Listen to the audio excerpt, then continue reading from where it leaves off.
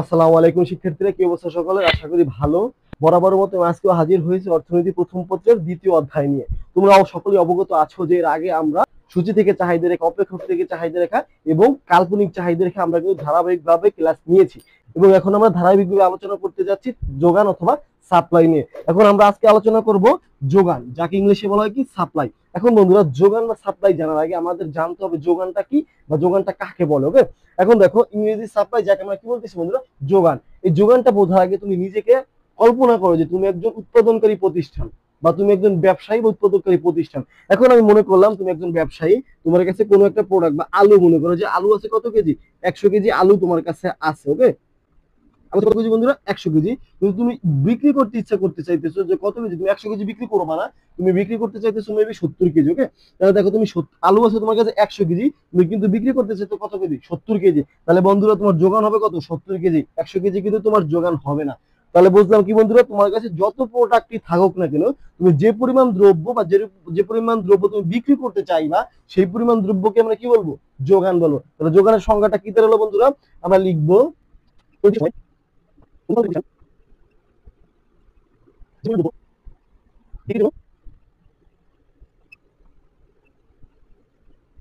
সংজ্ঞাটা আমরা কি বলতে পারি, যে কোনো নির্দিষ্ট সময়ে কোনো উৎপাদনকারী প্রতিষ্ঠান যে পরিমাণ দ্রব্য বিক্রি করতে ইচ্ছুক থাকে, আমরা তাকে আমরা কি বলবো, সেই পরিমাণ দ্রব্যকে বা তাকে আমরা কি বলবো, যোগান বলবো। ওকে, তাহলে তোমার কাছে যত প্রোডাক্টই থাকুক না কেন, তুমি যে পরিমাণ দ্রব্য তুমি বিক্রি করতে ইচ্ছুক থাকবা বা বিক্রি করতে চাইবা, সেই পরিমাণ দ্রব্যকে আমরা কি বলবো, যোগান বলবো। আশা করি যোগানের সংজ্ঞাটা তোমরা বুঝতে পারছো। এখন দেখো বন্ধুরা, তুমি একজন ব্যবসায়ী, তাই না? এখন মনে করো এখন একটা দ্রব্য, তুমি যে দ্রব্যটা বিক্রি করতেছো সেই দ্রব্যটার দাম ছিল মনে করো যে 100 টাকা। ওকে, সেই সময় তুমি 100 টাকা দামে তুমি 50 কেজি দ্রব্য তুমি বিক্রি করতেছো বা বিক্রি করতে ইচ্ছুক আছো, বা তোমার যোগান ছিল তখন কত, 50 কেজি। এখন এই দ্রব্যটার দাম বাইরা অবশ্যই 200 টাকা হয়ে গেছে। তাহলে অবশ্যই বন্ধুরা তোমার যোগানটা কি বাড়বে নাকি কমবে, গেস করো তো। তাহলে তুমি যেহেতু দাম বৃদ্ধি পেয়েছে, তাহলে তোমার যোগানটা অবশ্যই বাড়া উচিত তোমার।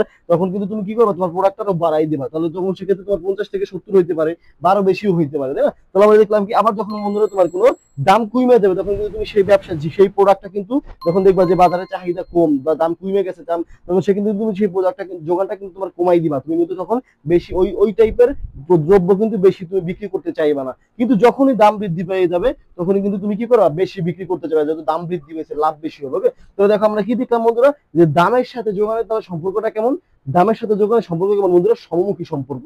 দাম বাড়লে যোগান বাড়ে, দাম কমলে যোগান কমে। ওকে বন্ধুরা, দেখো বন্ধুরা, এই আলোকে আমরা আজকে অঙ্কন করবো কি, কাল্পনিক যোগান রেখা। কি বন্ধুরা, কাল্পনিক যোগান রেখা। আচ্ছা বন্ধুরা, কাল্পনিক যোগান রেখার ক্ষেত্রে আমাদের শুধুমাত্র এই জিনিসটা আমাদের মেন্টালিতে সেট আপ দিতে হবে যে আমাদের যোগানের সাথে দামের সম্পর্কটা কেমন। আমরা জানি কি, দাম বাড়লে যোগান বাড়ে, দাম কমলে যোগান কমে। এই যে সেটআপটা, এই যে আমাদের যে বেসিক থিমটা, এই আলোকে আমরা একটা সূচি তৈরি করবো, যেহেতু এটা টোটালি কাল্পনিক, তাই না? তাহলে আমাদের কাছে কোনো অপেক্ষক থাকবে না, কোনো কিছুই থাকবে না, তুমি কাল্পনিক ভাবে একটা সূচি অঙ্কন করবা। সেক্ষেত্রে তোমার মাথায় একটা জিনিস মাথায় রাখবে, সেটা কি, যোগান এবং দামের সম্পর্কটা। ওকে, তাহলে সেই অনুযায়ী আমরা একটা সূচি তৈরি করবো অবশ্যই। তাহলে দেখো, আমি ধরলাম দাম, যোগান, যোগান আমরা বলতে কিউ এস বা কোয়ান্টিটি অফ সাপ্লাই। ওকে, দাম ধরলাম 100 টাকা, তখন তোমার যোগান ছিল 50 একর। দাম ধরলাম 120 টাকা, যোগান ছিল 70 একর। দাম ধরলাম 140 টাকা, যোগান ছিল মনে করো 90 একর। দাম ধরলাম 150 টাকা, যোগান ছিল মেবি 100 একর। মানে এটা আমি জাস্ট কাল্পনিক ভাবে ধরছি, তুমি কাল্পনিক ভাবেই ধরবা, এটা তোমার ইচ্ছা মতন ধরবা। আমি দাম বাড়াইছি, যোগানও বাড়াইছি। তুমি যদি দাম কমাই দিতে, তাহলে যোগানটা কি করতে হবে, কমাই দিতে হবে। কারণ আমরা জানি কি, দাম বাড়লে যোগান বাড়ে, দাম কমলে যোগান কমে। যেহেতু আমি দামটা ক্রমসমান বাড়াইছি, যোগানটা কি হতে হবে, ক্রমসমান বাড়াইতে হবে। কারণ দামের সাথে যোগানের সম্পর্ক কি বন্ধুরা, সমমুখী। এবং এই যে সূচিটা তৈরি করলাম বন্ধুরা, এই সূচিটা আমরা কোথা থেকে তৈরি করছি, কোনো অপেক্ষক ছিল আমাদের হাতে, কিছুই ছিল না। আমরা জাস্ট একটা কাল্পনিক ভাবে যোগান সূচিটা তৈরি করছি, তাই না? এবার এখান থেকে আমরা কি করবো, রেখাটা অঙ্কন করবো। চলো চলো রেখাটা অঙ্কন করি। রেখাটা অঙ্কন করার জন্য আমরা জানি বন্ধুরা, আমাদের দুইটা অক্ষর প্রয়োজন, ভূমি অক্ষ, লম্ব অক্ষ। এখন এখানে তুমি ভূমি অক্ষ দাম নিতে পারো বা যোগান নিতে পারো, লম্ব অক্ষ দাম যোগান যে কোনোটাই নিতে পারো, কোনো সমস্যা নেই। সেক্ষেত্রে আমরা দাম ধরলাম লম্ব অক্ষে, আর যোগান বা কোয়ান্টিটি অফ সাপ্লাই ধরলাম ভূমি অক্ষে। এখন দেখো বন্ধুরা, আমরা চাইলে তুমি সরল ভাবেও নিতে পারো বা সূচিতে যেভাবে আছে সেভাবেও নিতে পারো, তোমার ইচ্ছা, কোনো সমস্যা নেই। আমরা সূচি অনুযায়ী নিলাম। দেখো এখানে আমাদের কত আছে, সর্বোচ্চ আছে 150, তাই না? তাহলে আমরা কত থেকে আছে, 100 থেকে নিলাম। 100, 120, 120, 120। আমরা দামের ঘরগুলো নিলাম, এখন যোগানের ঘরগুলো নিতে হবে বন্ধুরা। যোগানে আমাদের আছে কত? 50, 70, 90, 100 আমরা নিলাম 50, 70, 90, 100। 50, 70, 90, 100। এখন আমাদের ছোট্ট একটু কাজ করতে হবে বন্ধুরা। তোমরা যদি এটা সরল ভাবে নিতে, যখন এখানে দামে সর্বোচ্চ আছে কত?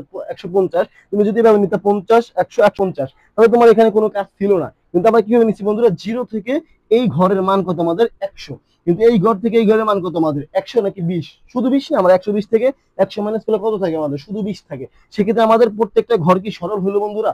সরল কিন্তু হইলো না। আমরা যদি এভাবে নিতাম যে এই জিরো থেকে এইটার মানে 100, পরবর্তীতে মানে যদি পার্থক্য যদি 100 হইতো তাহলে জিনিসটা সরল হইতো। মানে 120 এর জায়গায় যদি আমাদের এখানে মান থাকতো 200, তাহলে বিষয়টা সরল হইতো। কিন্তু এখানে যদি আমাদের 120 আছে, তাহলে আমাদের কিন্তু মানগুলো কিভাবে নিই আমরা? সরল ভাবে নিই। সেক্ষেত্রে আমাদের এখানে একটা ভাঙা চিহ্ন ইউজ করতে হবে। যদি তুমি সরল ভাবে নাও সেক্ষেত্রে তোমার কোনো কিছু ইউজ করতে হবে না। কিন্তু যদি তুমি সরল ভাবে না নাও সেক্ষেত্রে তোমার ভাঙা চিহ্ন ইউজ করতে হবে। এখানে কিন্তু বন্ধুরা সেম কাজ হয়েছে। এখান থেকে জিরো থেকে এই পর্যন্ত এই ঘরের মান কত? 50। কিন্তু এই ঘর থেকে 70 ঘরের মান কত আমাদের? পার্থক্য কত? এখানে কি আমাদের পার্থক্য কি 50 হয়েছে নাকি 20 হয়েছে?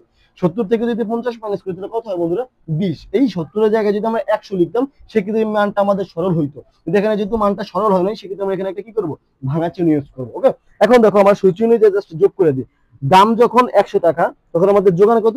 50 একক। তাহলে আমরা 100 সাথে 50 যোগ করে দেবো। আমাদের এই একটা বিন্দু।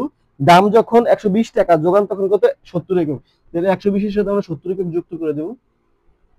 আমাদের এই একটা বিন্দু। দাম যখন 140 টাকা, যোগান তখন কত? 90 একক। আমাদের এই একটা বিন্দু। দাম যখন 150 টাকা, যোগান তখন কত বন্ধুরা? 100 একক। আমরা 150 এর সাথে 100 একক যুক্ত করে দিই। আমাদের এই একটা বিন্দু। ওকে বন্ধুরা, এখন এই একটা, এই একটা, এই একটা, এই চারটা বিন্দু আমরা কি করবো? জাস্ট যোগ করে দেবো। ওকে, এই যোগ করে আমরা যে রেখাটা পাইলাম সেই রেখার আমরা নাম দেবো কি? এস। এস পেলাম। তুমি চাইলে বিন্দুগুলোর নাম দিতে পারো, এ বিন্দু, বি বিন্দু, সি বিন্দু, ডি বিন্দু। ওকে, তুমি চাইলে বিন্দুগুলোর নাম দিতে পারো। আমি রেখাটার নাম দিলাম কি? যেহেতু এটা যোগান রেখা এই জন্য আমি যোগানের ইংলিশ কি? সাপ্লাই। এই জন্য আমি এস। এস পেলাম লিখলাম। ওকে বন্ধুরা, এখন দেখো এই যে আমরা যোগান রেখাটা অঙ্কন করলাম, আমাদের হাতে কি কিছু ছিল? আমাদের হাতে কি অপেক্ষক ছিল নাকি সূচি ছিল? কিছুই ছিল না। আমরা জাস্ট কাল্পনিক ভাবে একটা সূচি তৈরি করছি, সেই সূচি থেকে আমরা রেখা অঙ্কন করছি।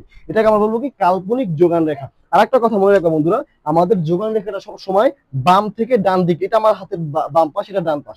বাম থেকে ডান দিকে কি হয় বন্ধুরা? ঊর্ধ্বগামী হয়। যেহেতু আমাদের দামের সাথে যোগানের সমমুখী সম্পর্ক, এই জন্য আমাদের সর্বদা যোগানটা কি হবে? বাম থেকে ডান দিকে ঊর্ধ্বগামী হবে। তাহলে বন্ধুরা আশা করি আজকের ক্লাসের পরে তোমাদের কাল্পনিক যোগান রেখা নিয়ে কোনো সমস্যা হবে না। তো নেক্সট ক্লাসে দেখা হবে অন্য কোনো টপিক নিয়ে।